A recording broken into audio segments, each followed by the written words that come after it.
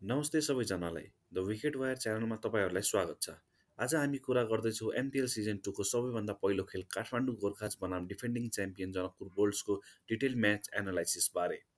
यो म्याच सुरु हुन अगाडि सबैको ध्यान त एउटा कुरामा गइरहेको थियो। नेपालको इतिहासमै पहिलोपटक घरेलु मैदानमा फ्लड लाइट्समा हुन लागेको यो म्याच एउटा ऐतिहासिक क्षण र त्यो क्षणलाई काठमाडौँ र जनकपुरले नै सुरुवात गरे।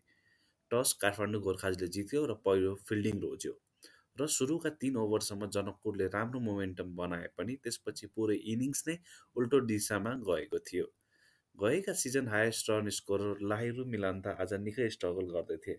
12 बलमा उनले 7 रन मात्र बनाए र उनको स्क्रैची सुरुवातपछि उनले पहिलो विकेटको रूपमा जनकपुरको लागि आउट भए। त्यसपछि बर्थडे बोय र जनकपुरका क्याप्टन अनिल शाह आए तर 2 बल खेलेर उनी डकआउट भए र त्यसपछि नामिबियन हिटर ज्यान निकोल लफ्टी इटन पनि 8 बलमा जम्मा 2 रन मात्र बनाएर पेभिलियन फर्किए। यी तीनै विकेट युएसएका खेलाडी मिलिन्द कुमारले लिए। तर अर्को पल्लोमा नेपालको स्टार ओपनर आसिफ शेखले जनकपुरको पुरै इनिङ्स नै एक्लो सम्हालेर लगे। 41 बलमा 54 रन बनाएका उनले 6 चौका र 1 छक्का हाने र यसैसँग उनी एनपिएल सिजन 2 को पहिलो अर्धशतक बनाउने खेलाडी पनि बने। तर आफ्नो 50 बनाएको केही क्षणमै लेफ्ट आर्म स्पिनर शाहबाब आलमको बलिङमा स्टम्प्ड आउट भए। मिडल ओभर्समा मयन यादव र लाहिरू सामारुकरनले इनिङ्स बिस्तारै रिबिल्ड गरे। अन्त्यतिर दुवैले केही सुन्दर सट्स खेले जसले जनकपुरलाई 130 रनसम्म पुर्याउने सफल भयो। जनकपुरले 130 रन बनाउँदा 6 विकेट गुमायो। काठमाडौँ तर्फबाट आजको हिरो स्पष्ट थिए।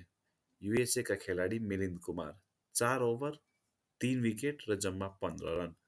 यसबाहेक क्याप्टेन करण केसी, शाहबाब आलम र सन्तोषले एक एक विकेट लिए। अब कुरा गरौँ काठमाडौँको चेजको।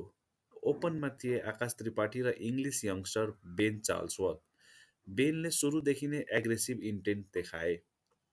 जनकपुरको क्याप्टेन अनिल शाहले दोस्रो ओभरमै आफूलाई नै बलिङ दिनु एकदमै सरप्राइजिङ डिसिजन थियो किनकि हामीले उनलाई विकेट किपिङको भूमिकामा बढी देख्छौँ। पावर प्लेको अन्त्यमा काठमाडौँले 55 रन बनाइसकेको थियो र कुनै पनि विकेट गुमाएको थिएन, जसमध्ये बेनले 17 बलमै 34 रन हानिसकेका थिए। तर 8औं ओभरमा टाइट बलिङ आएपछि बेनले प्रेसर बिल्ड भयो जस्तो भयो र अन्तत लफ्टी इटेनको बलिङमा 23 बलमा 46 रन बनाउँदै उनको यस पारी आउट भए। उनको यस पारीमा सामेल थियो 5 चौका र 3 छक्का। उनी निकै नै शानदार लयमा थिए आज। बेन आउट भएपछि काठमाडौँको रनको गति एकदमै नै सुस्त भयो। जनकपुरका स्पिनर्सले रनको फ्लो रोके। एकपटक त काठमाडौँले 44 बलसम्म एउटा पनि बााउन्ड्री हान्न सकेन। तर मैदानमा ड्यू देखिन थालिसकेको थियो र बलर्सले बल ग्रिप गर्न मुस्किल भएपछि काठमाडौँलाई फेरि मोमेन्टम फेला पार्न सजिलो भयो। 16औं ओभरमा सञ्जय कृष्णमूर्तिले आकाश त्रिपाठीलाई आउट गरे। आकाशले 45 बलमा 39 रन बनाए र ती सबै डिफेन्सिभ र एङ्कर किसिमका रन थिए। तर बेनको अर्ली हिटिङले टार्गेट पहिलो नै सरल बनाइदिइसकेको थियो। जोन सिम्पसनले अन्त्यमा आएर 6 बलमा 13 रन थपे, 1 चौका र 1 छक्का सहित र काठमाडौँ गोर्खाजले टार्गेटलाई 18 ओभरमै सजिलो नै चिज गर्यो। जनकपुरले आज 8वटा बलिङ प्रयोग गरेको देखियो, तर बलिङमा कन्सिस्टेन्सी भने देखिएन।